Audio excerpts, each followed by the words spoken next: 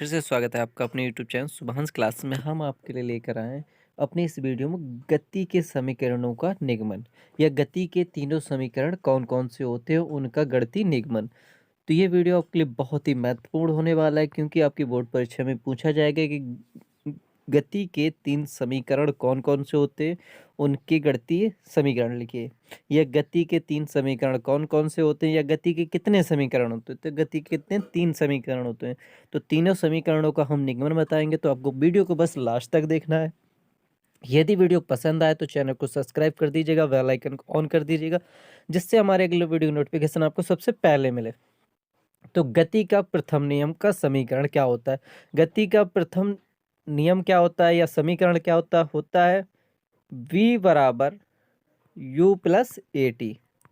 इसका निगमन करना है हमें, कैसे करेंगे तो वीडियो को पूरा लास्ट तक जरूर देखिएगा। यदि वीडियो पसंद आए तो चैनल को सब्सक्राइब कर दीजिएगा और अपने दोस्तों को ज़्यादा से ज़्यादा शेयर करिएगा। तो स्टार्ट करते हैं। गति का प्रथम नियम, माना किसी गतिशील वस्तु का प्रारंभिक वेग u है। तो जब हम निगमन करेंगे तो पहले कुछ चीज़ें मानते हैं। तो पहले हम क्या मानेंगे, माना किसी गतिशील वस्तु का प्रारंभिक वेग u है, एक समान त्वरण a है। त्वरण को a माना, t सेकेंड में s दूरी चलने के पश्चात वस्तु का वेग v हो जाता है। तो वस्तु का वेग v हो जाता है तब, जब v हो जाता है तो एक सेकेंड में वस्तु के वेग में वृद्धि, एक सेकेंड में वस्तु के वेग में वृद्धि कितनी होगी, त्वरण के बराबर होगी। तो कितनी होगी, त्वरण के बराबर। तो वृद्धि क्या हो जाएगी, a। अब एक सेकेंड में ए त्वरण की वृद्धि होती है, तो टी सेकेंड में जब एक का दिया होता है, ज्यादा का पूछता है तो उसमें गुणा करा देते हैं। तो क्या करा देंगे, ए में टी का गुणा करा देंगे। तो क्या हो जाएगा, ए इंटू टी।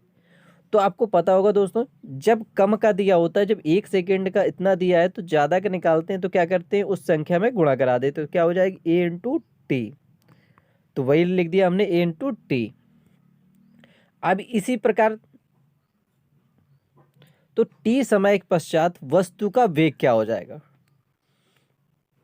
तो टी समय पश्चात वस्तु के वेग में वृद्धि कितनी है, ए इंटू टी है। तो टी समय पश्चात वस्तु का वेग क्या हो जाएगा, तो वेग क्या हो जाएगा, प्रारंभिक वेग प्लस टी सेकेंड में वस्तु के वेग में वृद्धि। तो प्रारंभिक वेग कितना है, प्रारंभिक वेग हमने यू माना था, और टी सेकेंड में वस्तु के वेग में वृद्धि क्या हो जाएगी, ए इंटू टी।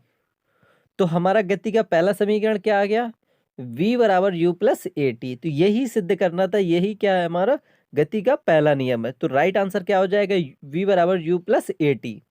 तो क्या है, पहले हमने एक सेकेंड में वेग में वृद्धि कितनी निकाली, a, जो त्वरण के बराबर है। टी सेकेंड में वृद्धि क्या हो जाएगी, जब ज्यादा का पूछा है तो a इंटू टी हो जाएगा।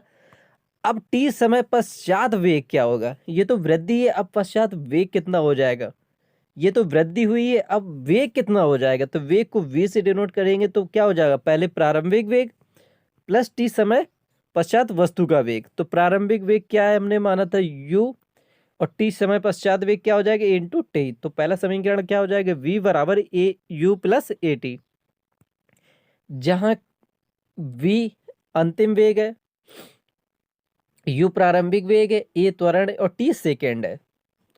गति का दूसरा नियम, गति के कितने नियम दिए गए थे, गति के तीन नियम दिए गए थे। दूसरा नियम क्या कहलाता है, दूसरा नियम है v स्क्वायर बराबर U square plus half A T square. गति का दूसरा समीकरण है v स्क्वायर बराबर U square plus half A T square. अब हमें इसका निगमन करना है, या इसे गणितीय रूप में कैसे विस्थापित करेंगे। तो गति का दूसरा समीकरण, जब हम कोई समीकरण को हल करते हैं या उसको निकालते हैं तो पहले कुछ चीज मान लेते हैं। तो इस प्रकार इसमें भी माने, गतिशील वस्तु का प्रारंभिक वेग u है, क्या है, u है। एक समान त्वरण क्या है, a है। माना t समय पश्चात वस्तु का अंतिम वेग क्या है, v है। तो देखते हैं, एक सेकेंड में वस्तु के वेग में वृद्धि, एक सेकेंड में वस्तु के वेग में वृद्धि कितनी होती, a, जो त्वरण के बराबर होती है। इसी प्रकार गति प्रारंभ होने के एक सेकेंड पश्चात वस्तु का वेग क्या हो जाएगा, गति प्रारंभ होने के एक सेकेंड पश्चात वेग क्या हो जाएगा। तो वेग में वृद्धि कितनी है, a, प्रारंभिक वेग कितना है, u, तो u प्लस ए हो जाएगा। तो a समय एक सेकेंड पश्चात वेग क्या हो जाएगा, u प्लस ए। गति प्रारंभ होने के 1 सेकेंड पश्चात वेग क्या हो जाएगा, u प्लस ए। अब देखते हैं गति समाप्त होने के 1 सेकेंड पहले वेग क्या होगा। वेग में वृद्धि कितनी है, हर सेकेंड ए त्वरण की वृद्धि होती है, तो 1 सेकेंड पहले, तो अंतिम वेग क्या माना हमने v, और 1 सेकेंड पहले वेग में वृद्धि कितनी है हो रही है हर सेकेंड a, तो क्या हो जाएगा अंतिम 1 सेकेंड पहले का वेग क्या हो जाएगा v माइनस ए। क्या हो जाएगा v माइनस ए। अब औसत वेग, जब आप जानते हैं जब दो संख्याओं का औसत निकालते हैं तो पहली संख्या प्लस दूसरी संख्या बटे 2, तो जब किसी संख्या का औसत निकालते हैं तो पहली संख्या प्लस दूसरी संख्या बटे 2 करते हैं, तो औसत वेग निकालते हैं तो पहला वेग क्या आ जाएगा u प्लस ए, दूसरा वेग क्या है u v माइनस ए, तो दोनों का रख देंगे u प्लस ए प्लस v माइनस ए बटे 2, तो a से a कट जाएगा, क्या आ जाएगा u प्लस v बटे 2 आ जाएगा। तो वस्तु का औसत वेग क्या आ जाएगा, वस्तु का औसत वेग आ जाएगा u प्लस v बटे 2 आ जाएगा। तो औसत वेग क्या आ जाएगा v प्लस u बटे 2। अतः इसी प्रकार हम गति प्रारंभ होने के 2 सेकेंड पश्चात, अभी 1 सेकेंड का निकालना, अब 2 सेकेंड का, हर सेकेंड कितनी वृद्धि हो रही है, ए त्वरण की, 2 सेकेंड बाद कितनी हो जाएगी, 2 त्वरण की हो जाएगी, तो वेग क्या हो जाएगा u प्लस ए, u प्लस 2a हो जाएगा। 2 सेकेंड की पूछा तो u प्लस 2a हो जाएगा, 3 का करेंगे तो u प्लस 3a हो जाएगा। इसी प्रकार समाप्त होने से 2 सेकेंड पहले का वेग, जिस प्रकार 2 सेकेंड बाद के लिए जुड़ रहा है 2a, तो 2 सेकेंड के लिए घट जाएगा, तो क्या हो जाएगा v माइनस 2a, तो क्या हो जाएगा v माइनस 2a।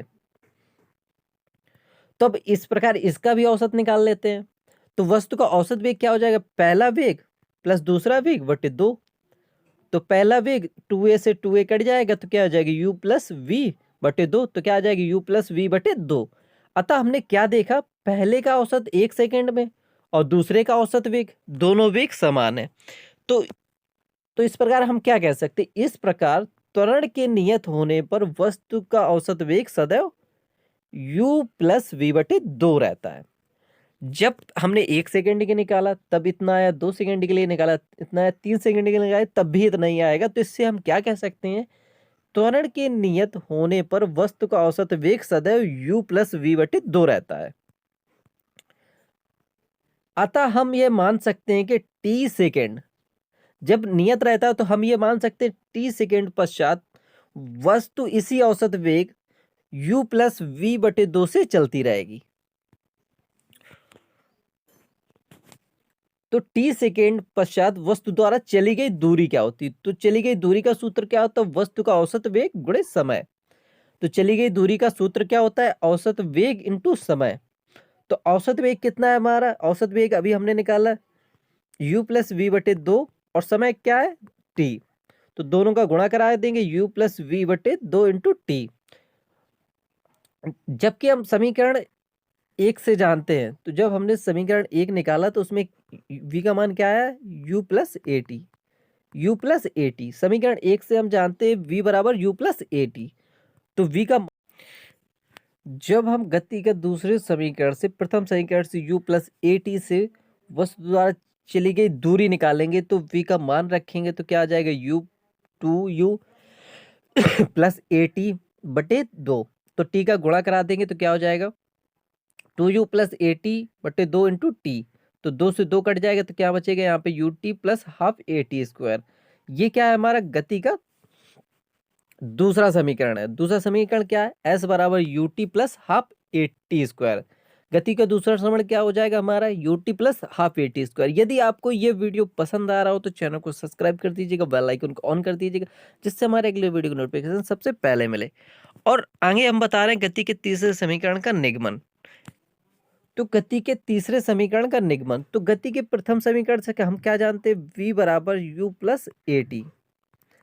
अभी हमने बताया था v बराबर u plus a T square, A t, तो u plus a T, only A T square नहीं है, u प्लस ए टी।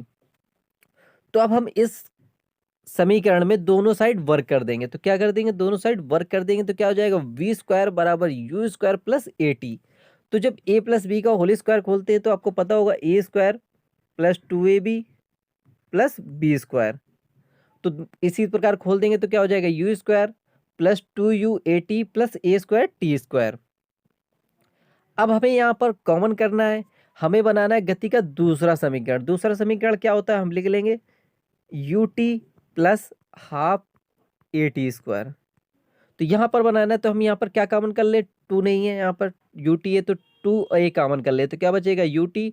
लेकिन यहाँ पर दो नहीं है तो दो इसके नीचे चला जाएगा तो क्या आ जाएगा हाफ ए टी स्क्वायर। तो क्या हो जाएगा हाफ ए टी स्क्वायर।